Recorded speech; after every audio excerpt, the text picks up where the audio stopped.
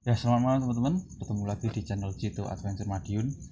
Nah, di video kali ini saya ingin mengajak kalian semua kembali ke Gunung Lawu via Singolangu. Kemarin kan setelah saya mendaki solo hiking itu banyak sekali teman-teman yang penasaran, termasuk teman saya yang satu ini. Mungkin teman-teman udah pada kenal ya. Kalau yang belum tahu bisa tonton di video Gunung Lawu via Tambak. Itu kemarin juga ada cerita. Nah, kemarin kan ya pandangan orang seperti saya ya, orang biasa itu ya mungkin ya nggak begitu gimana ya, terlalu mistis. Soalnya kan saya tidak bisa melihat hal-hal semacam itu. Nah, mungkin teman saya yang satu ini kan memang punya kemampuan khusus melihat segala hal yang mungkin teman-teman yang normal nggak bisa lihat. Nah, di video kali ini saya ingin mengulas kira-kira bagaimana sih pandangan tentang jalur Singolangu itu kalau ya dilihat oleh orang yang punya kemampuan khusus. Sebenarnya hal-hal kemarin itu nyata atau enggak? Yang penasaran bisa tonton videonya sampai selesai. Gas.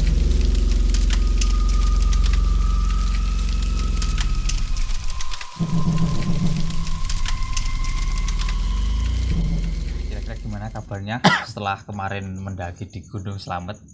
Ada cerita nggak? Ya ada kekisruhan konser sedikit sih. Oke, kok konser itu maksudnya Lomba menjerit. kesurupan? Ya seperti itulah lomba menjerit. Oke, itu nggak usah dibahas. Ini saya mau bertanya-tanya soal pendakian kemarin yang di Singolangu. Nah, ini kira-kira ada nggak kemarin kejadian yang seperti waktu saya di pos 2 kemarin? Ya ada. Mulainya di Mulainya di tikungan ada lambang tengkorak. oh, yang itu percabangan. Iya itu ya di situ mulainya. Terus penglihatannya Hanya suara-suara sih. suara apa yang takbir kemarin? Enggak. Jerit-jerit sih. Orang menjerit nangis. Ya Orang menjerit nangis. dikira suara kuntilanak sih ya sejenisnya. Oh iya. Kira-kira kemarin itu berangkat jam 3:30 oh berarti udah sore. sore. Kok yo nekat men yo berangkat sore ya. Aku Karena menunggu saya lama. Oh. Saya aja menghindari malam loh. Nah, berarti kejadiannya hanya menjerit ya waktu di itu. Ya. Cabangan itu. Terus selanjutnya Itu ya sampai di pos 2, jalan sampai di pos 2. pos 2. Kayak kemarin saya waktu di pos 2 itu gimana pandangannya? Ya mungkin hanya makhluk-makhluk lewat saja. Cuma lewat. Iya. Kabut nggak? Enggak kabut. Enggak kabut. Kabut. Berarti kemarin hanya saya, bro. Ternyata tapi kan ada. Ya ada kan. Berarti ada. Berarti saya kemarin memang merasakan juga ya. Terus setelah itu jalan sampai ke Watu Lapak. Sampai situ teman saya suruh naruh uang 1.000 di Watu Lapak. Iya. Oh iya, memang kemarin banyak sekali uang. Tiba-tiba ada seseorang melepas tali dari tempat penarikan dia kudanya. Tiba-tiba ada kuda. Oh, berarti Watu Lapak itu memang bentuknya kuda. Apa enggak, emang kayak tempat untuk menaruh talinya si kuda itu. Oh, seperti oh iya paham. Terus ya tiba-tiba itu si kuda jalan seperti mengikuti lah. Kudanya itu ada orangnya apa enggak? Jadi cuma kuda orang itu melepas talinya kudanya jalan mengikuti di belakang. Terus sosok orang itu seperti pengembala. Nah, memang itu kan jalur Prabu Brawijaya. Siapa tahu itu yang melepasin apa itu kudanya salah satu prajuritnya gimana. Tapi bukan seperti pengembala. Terus waktu setelah dilepas itu gimana? Kudanya jalan di belakang rombongan kita. Oh iya, waktu itu berapa orang sih? 6. Oh, 6 orang. Terus kudanya yang berjalan di belakang rombongan sampai kita nge-camp di pos 3. Kudanya di jalan aja. Oh, cuma diem gitu aja? Diem aja. Di pos 3 diem. Memang si yang pengembalanya bilang, ya bilangnya seperti di Baten ya, mengantar sampai ke Sendang Derajat. Oh, niatnya memang disuruh nganter. Ngantar sampai Sendang Nemenin Derajat. lah ya. Nemenin. Karena kan posisi malam. Loh, udah malam. Berangkatnya itu kan malam.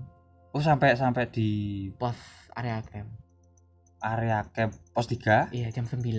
Wih, berarti sampean itu lewat jalur.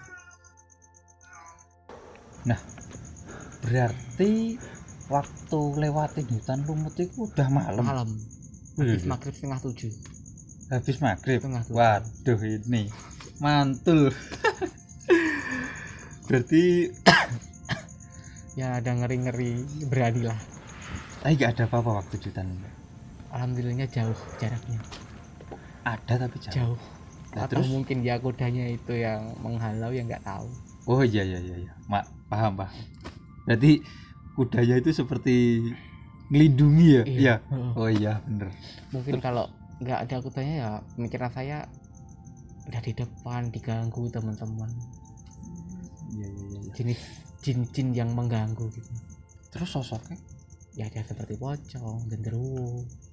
Aduh. Kepala tuh lewat gerudung aja di depan gitu, tapi jaraknya jauh.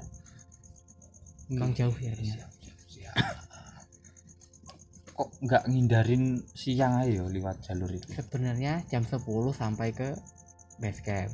Jam 10 pagi? Ya, rencana. Tapi menunggu saya sampai malam, sampai sore. Aduh, parah. Nah, ini kan kemarin waktu di Cemoro Lawang itu kan saya merasa gimana ya, waktu di cerita saya kemarin kan saya juga ngerasain kalau di Cemoro Lawang itu aneh. Ada seperti gerbang sih. Gerbang? Ada kayak seperti gerbang. Ada 2 kayu gini kan. 2 kayu. Tapi yang waktu ditulisan kan cuma 1 itu. Sebelum tulisan mungkin ada. Oh iya, bener. Itu masa si Mas Faif bilang kayak gerbang. Memang saya merasa masuk di dalam pintu. Oh, yang kayu kecil itu tuh? Kayak bekas pohon kalau nggak salah ya. Oh, yang anu. Mungkin di video saya itu emang ada gerbang, terus saya menunduk ada pohon. Enggak ada. Seperti dua kayu yang lampu sudah ditebang. Sebelah mana ya?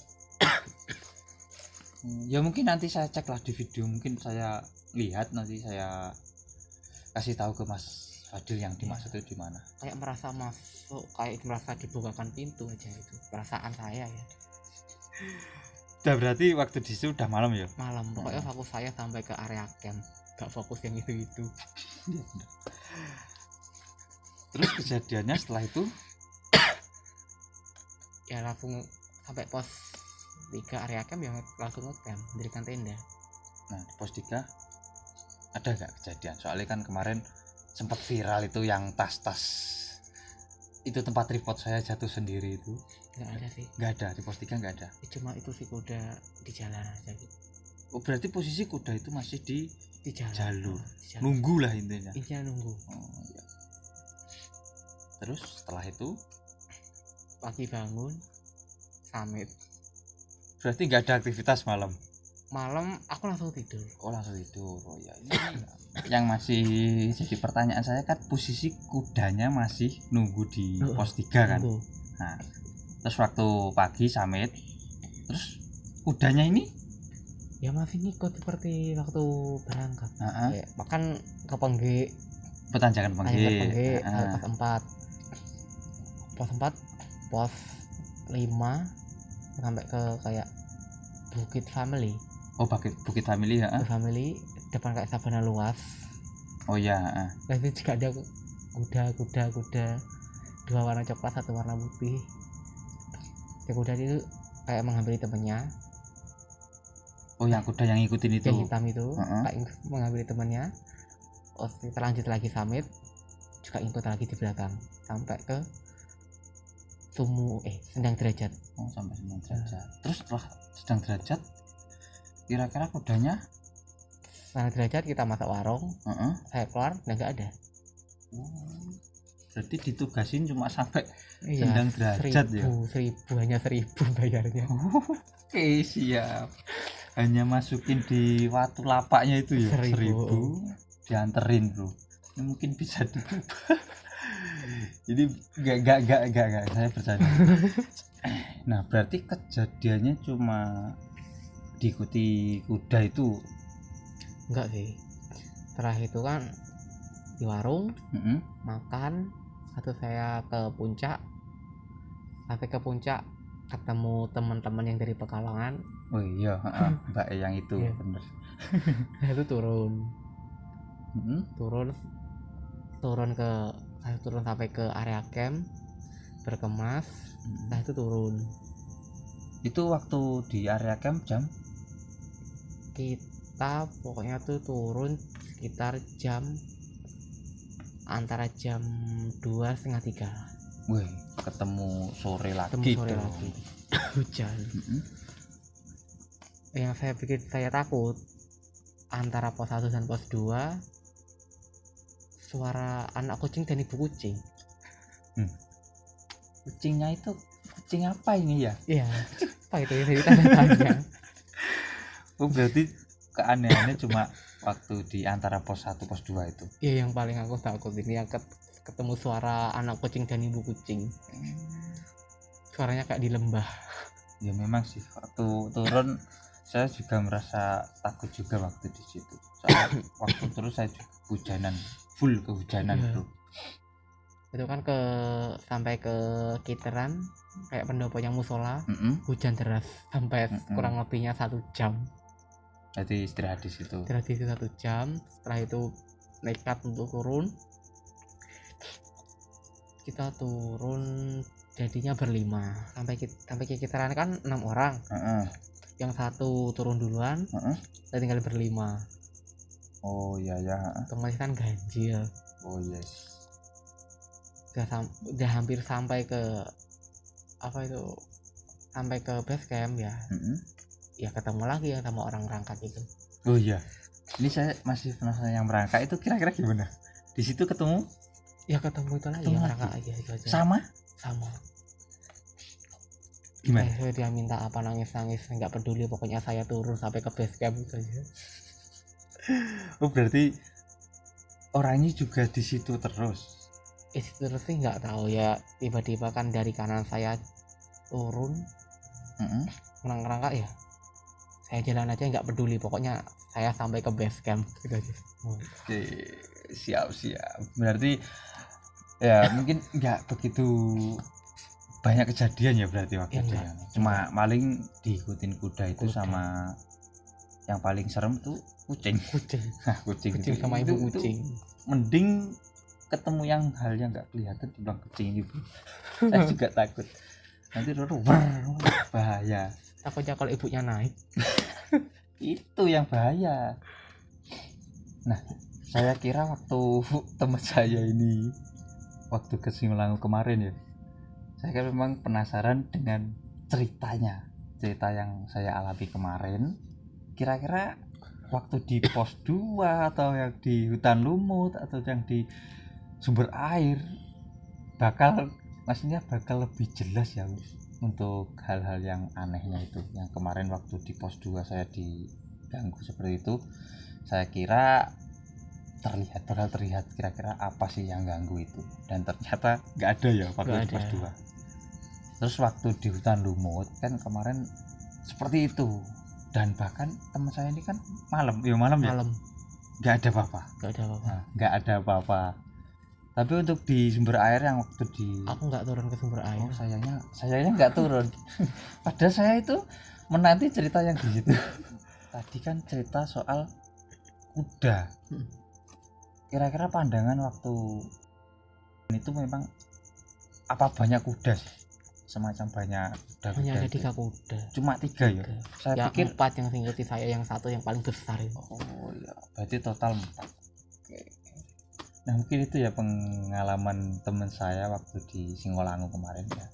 Saya pikir bakal terjadi hal ternyata justru malah biasa saja.